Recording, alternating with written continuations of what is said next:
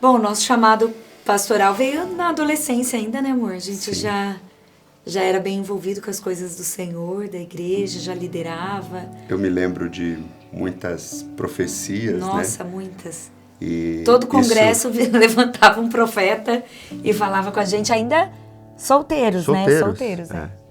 Solteiros. Eu, né, desde lá de Minas, recebendo profecias antes de te conhecer.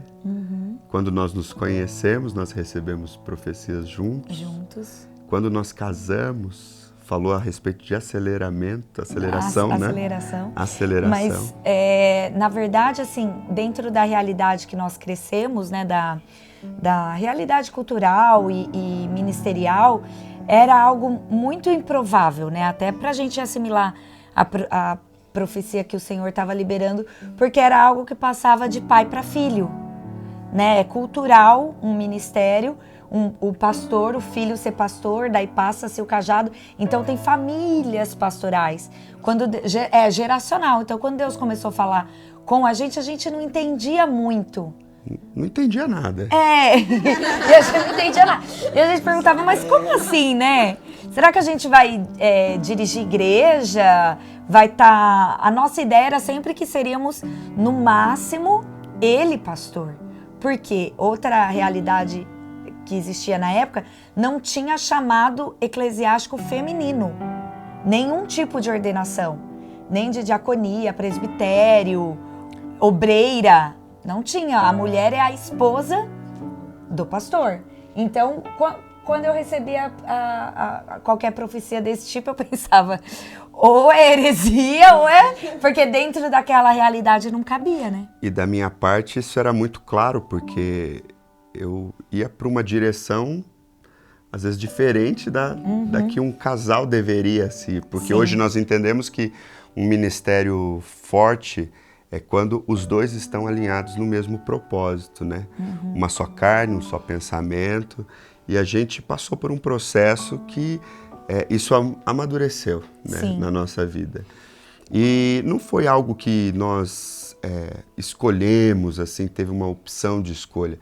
Foi algo que aconteceu. Veio as promessas desde então, né? As profecias se cumprindo dia após dia.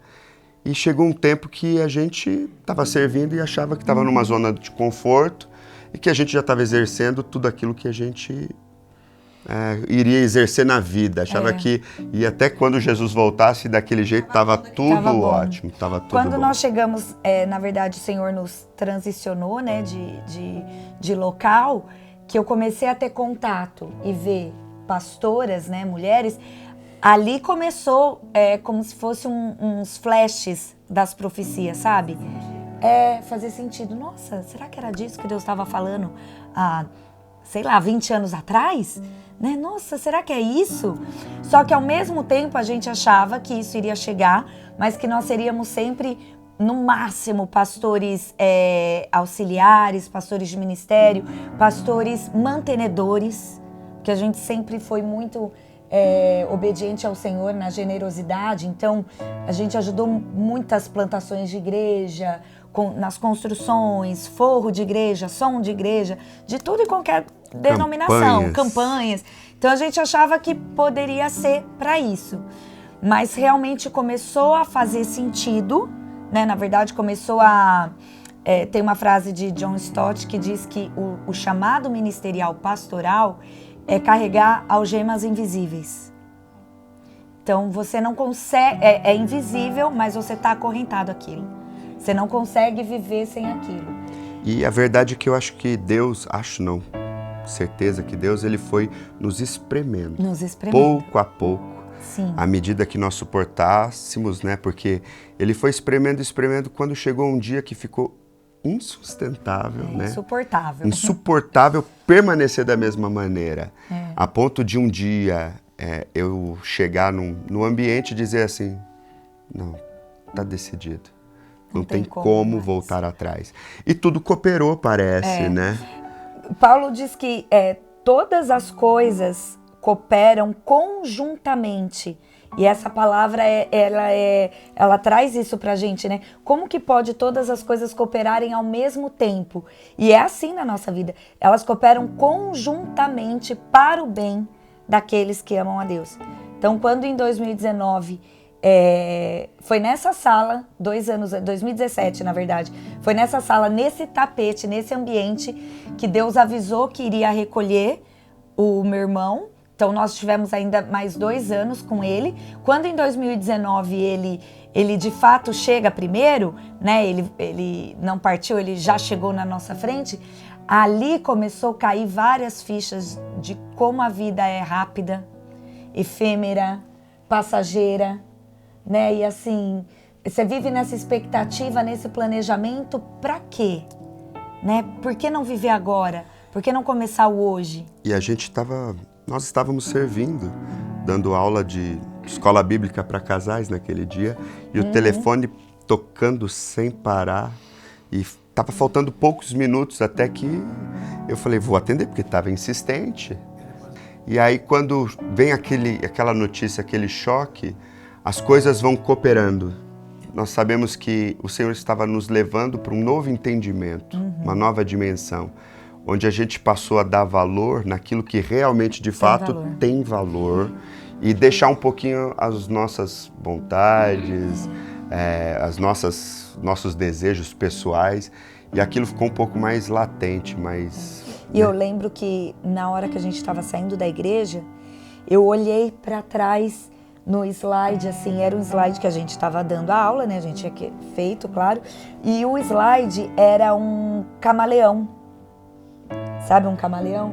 E a palavra escrito resiliência. Nós estávamos falando para os casais, ministrando uma EBD de casais sobre resiliência. Essa imagem ficou muito, muito fixa assim na minha mente. Eu olho para trás, a igreja bem cheia, era uma EBD lotada, escrito resiliência. Naquele momento, o Espírito Santo já começou ali a ministrar, a trabalhar, de que realmente ele estava levando o Danilo, mas nós ouvimos recentemente, né, no enterro da pastora Solange, pastora Nips Espina aqui da Nazareno de Valinhos, ele ministrou no velório dela, no culto de memória dela.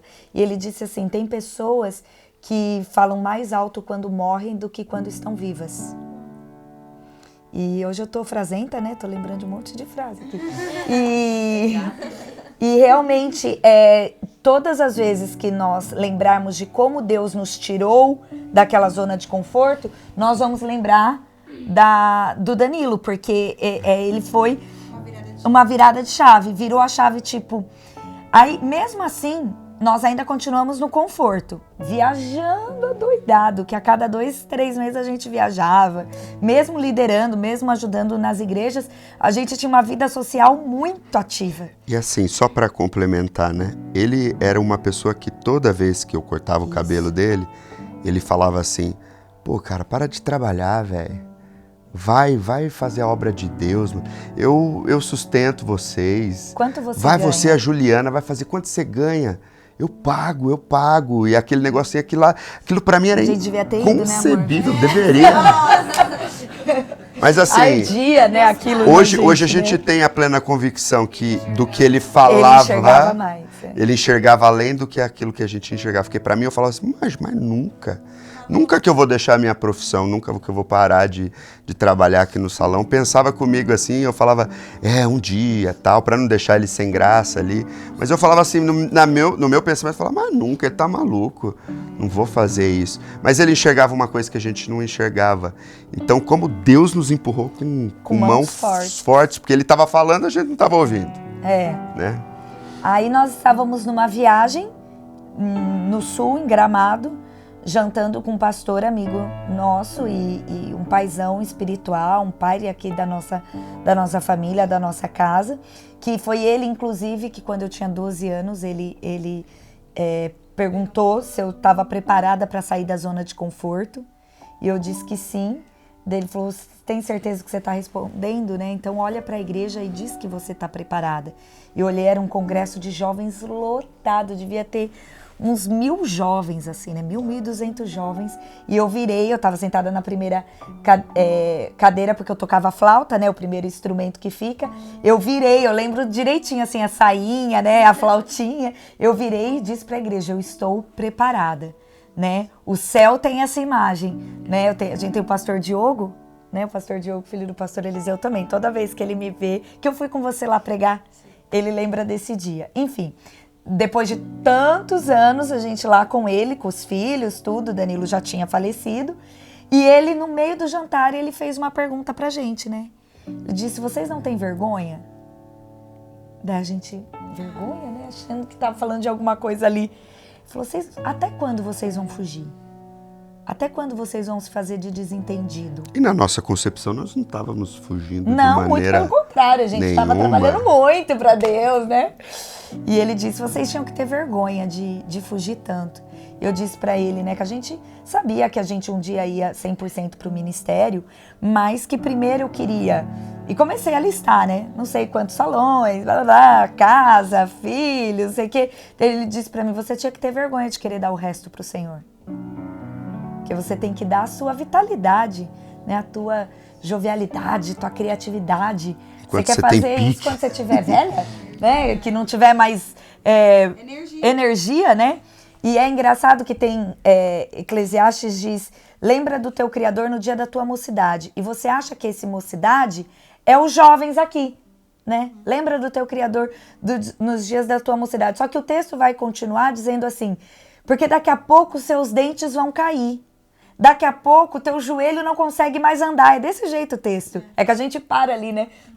Então, assim, é muito velho que isso vai acontecer, entendeu? Né?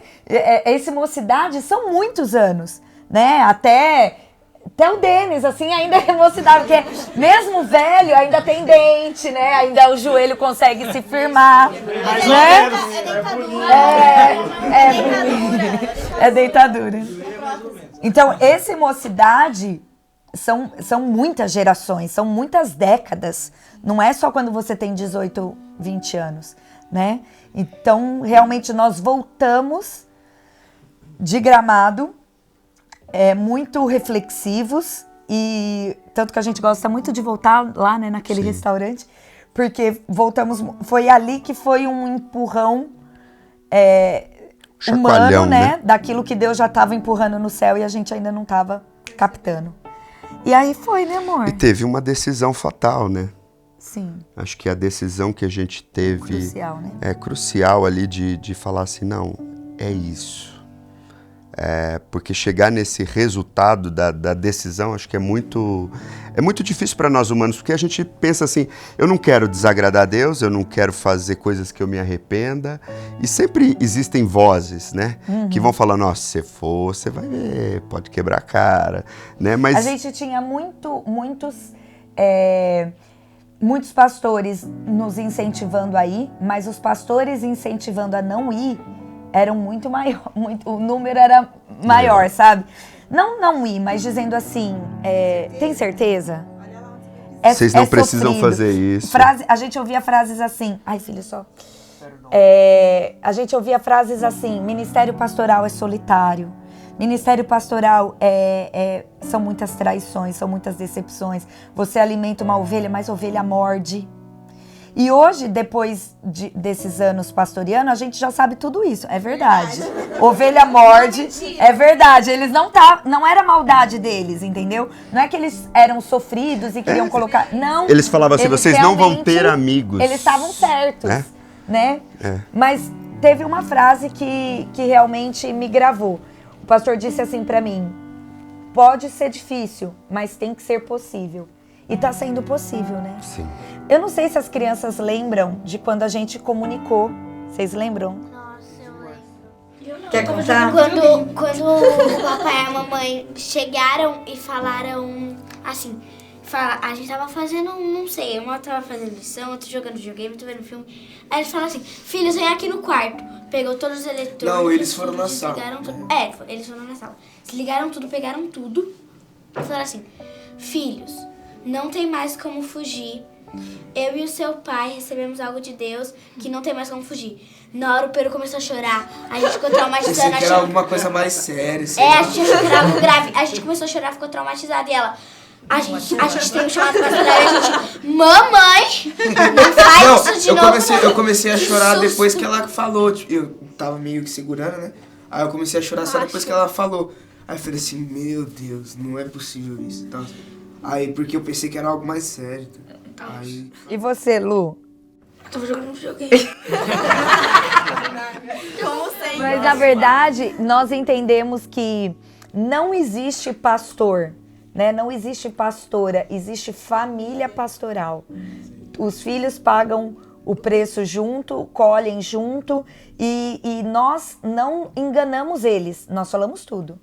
Vocês vão ser apontados, vocês vão ser, né, as pessoas vão achar que vocês têm que ser... Vão cobrar mais. Vão cobrar de vocês, bababá, bababá, bababá. Você é filho do pastor, você não pode fazer isso, você não pode aquilo, você não é isso. Mas a gente já deixou... Nossa, mas você tá fazendo isso? Você não era da igreja? Você não é filho do pastor? Nossa, ele é filho do pastor mesmo, não sei o quê. E eu sempre falei pra eles e continuo falando, né, reafirmando isso pra eles, que eles não têm esse peso sobre eles. Né? Eles têm o mesmo acesso que a mamãe e o papai têm a Deus. Deus não tem neto, ele tem filho. Então, eles têm que ter a fé deles, as experiências deles. E eles têm que ser exemplo, não porque eles são filhos do pastor, mas porque eles são filhos de Deus. Né? Eles têm que ter uma vida de santidade, não porque eles são filhos do pastor. A vida de santidade é por amor a Deus. E dentro desse novo tempo, desse novo nível, né? Nossos filhos foram as nossas primeiras almas que nós ganhamos dentro desse primeiro contexto, né? Verdade, porque olha só, nós tivemos essa conversa com eles e logo depois nós fomos para Ubatuba. Nossa, é verdade. Eu e o Lucas, eu acho que o Pedro já tinha aceitado a Deus, né? A gente já ia na igreja antes, fazia tudo, só que a gente não tinha aceitado realmente a Deus. Aí lá na sacadinha, a mãe e o papai falaram assim, filhos, a gente que vai começar agora Começamos a falar de Eu fiz uma dúvida. O Lucas tinha perguntado alguma coisa. Eu tava com medo de não ir pro céu, tá? Daí eu perguntei o que tinha que fazer e vocês começaram a explicar.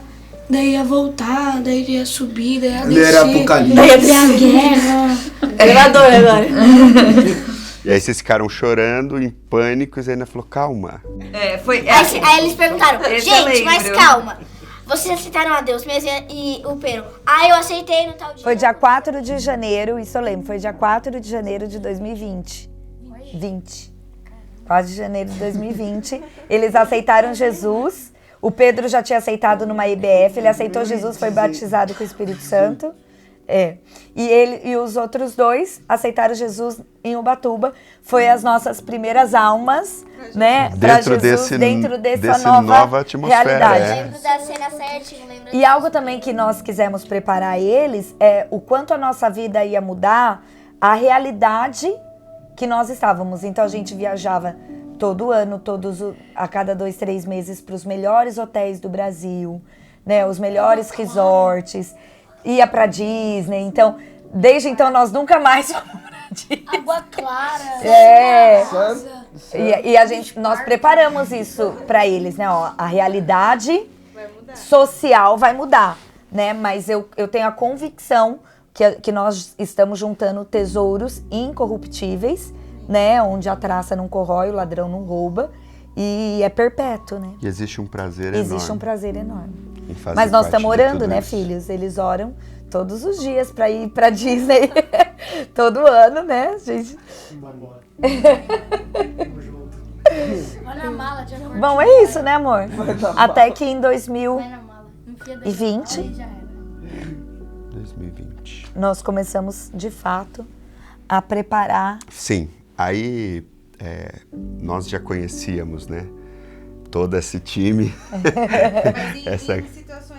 Situações diferentes. Por exemplo, o João estava no meu casamento atrapalhando a minha entrada de noiva, né? Eu de noiva, entrando e ele e o Vinícius correndo na frente. Por isso que hoje ele, né, filma a gente para poder pedir perdão. O Éder. O João? Sim, ele e o Vini. O Éder, a Nara, o Denis e a Fer, nós estávamos trabalhando já no Ministério de Casais, juntos ali. Tinha, meu filho, tinha nascido. Não faz tanto tempo. Quando você e o papai casou, você não tinha. Não, quando tava no Ministério de Casais. E nós nos conhecemos e quando aconteceu tudo isso para viver um novo tempo, uma nova estação, né, nós tinha tanto em comum nosso propósito, o alinhamento, o pensamento, estava tão assim, tão encaixado que talvez seria impossível continuar começar uma nova história sem a nossa união, né? Eu acho que uma das coisas que mais nos uniu foi a nossa visão, né? A nossa visão de reino, principalmente falando sobre que nós fazemos a coisa num todo para todos, né? Não pensando em placa denominacional, em situações que pudessem, né? E sim para o próximo. Então eu acho que isso nos une até hoje, com certeza. Então, né? Com certeza. Sim. E, na verdade, eu lembro quando nós fizemos o convite para a Fer e para o Denis integrar o Ministério de Casais, né? Daí, ali já começou, né? Que doido, né? Que doido. Louco. Conta pra nós. Só achei legal quando você ia fazer aula da sobremesa, irmão. Aí,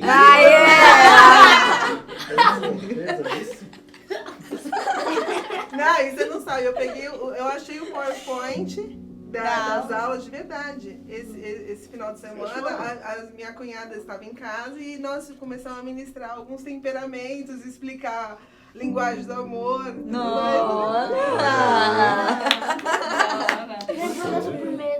E ali, na verdade, começou porque daí nós também fizemos o convite. Na verdade, eu e o Neto liderávamos o Ministério de Casais desde 2015. Sim. Nós estávamos isso, acho que 2018, né? Só que nós ficamos 3 anos sozinhos com o Ministério de Casais. Tinha mais um casal que ajudava a gente, a Mari e o Anderson, né? Mas não era tão efetivos porque eles faziam outras coisas na igreja e tal. E a gente pediu pro pastor na época, pastor, podemos montar um time? Ah, pode. Qual é o casal? Tal. Né? Daí era vocês dois, a Mari e o Anderson que estavam e mais um casal. Daí, todos que nós fizemos o convite aceitaram de bate-pronto. Assim, assustaram, mas aceitaram. E ali realmente começou um entrosamento que parecia que a gente já fazia aquilo, né? Que já fazia uma aliança mesmo. E uma amizade muito, os filhos muito maravilhosa, né? Se deram bem, né? Se dão até hoje. Ai, gente. Abraço. Nóis. Amizade. Valeu, Natalina.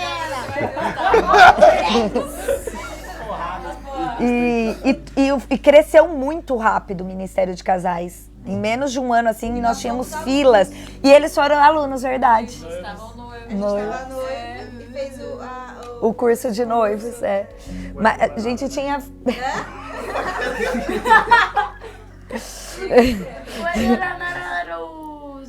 Os professores que deram aula pro João e a Maria, quem mais? seu pai, sua mãe. Meu pai, todos nós. Todo mundo Olha aí como o casamento deles é bom, tá vendo? Graças a você. Ela tá ali na Manu. Deixa eu fazer um parênteses. Aula da sobremesa. Aula da sobremesa.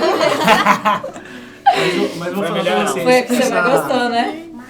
Essa fase no Ministério de Casais, assim, até esses dias atrás eu comentei com o Neto, que foi uma bênção para nós também, porque o que nós aprendemos, né, e crescemos e colocamos em prática no nosso também casamento, isso foi também foi um divisor presente, de águas para nosso casamento, foi o Ministério de Casais. Olha só. Principalmente. E ali a gente começou já a ter fila, né, de casais esperando a gente. A Maio... Pessoas de fora da igreja. Pessoas de fora da igreja.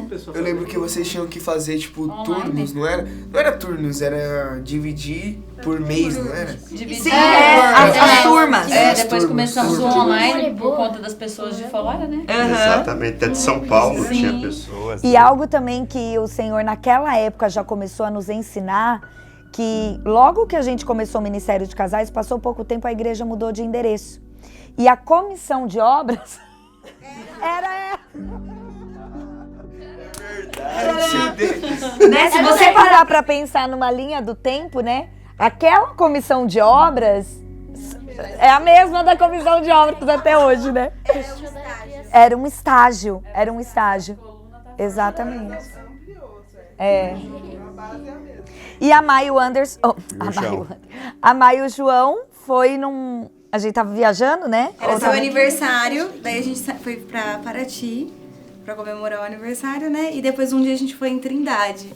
E aí a gente tava... Pegou lá na paz. Passivamente noiados. Eu acho que por isso que a gente aceitou. Não, mas Te pegou na paz, Espírito Santo. Quando a Ju falou, era tipo, eu acho que eu nem dei tanta atenção, né? Porque eu já, tipo...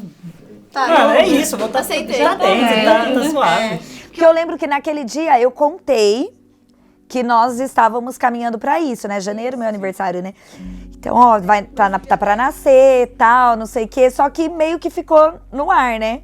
O João pegando onda com os meninos, quebrando prancha, tomando caldo. Nossa, mano, eu li. Mano, A gente quebrou tsunami, duas velho. pranchas. Aparecia um tsunami. Parecia tsunami. E aí, depois, nós chegamos em Valinhos e começamos a gravar 10 dias de propósito. Do Talmidim. Aí eu lembro que nesse dia, a Má falou, confirmando, né? Tipo, não, mas nós estamos juntos. Né? Eu não lembro como que Eu foi. trabalhava pra igreja. Verdade. Aí você falou assim, não, mas...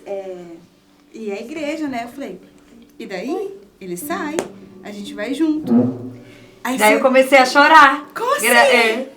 Vai dormir junto. Com certeza, a gente tá mais do que dentro. Aí eu não tinha passado o efeito.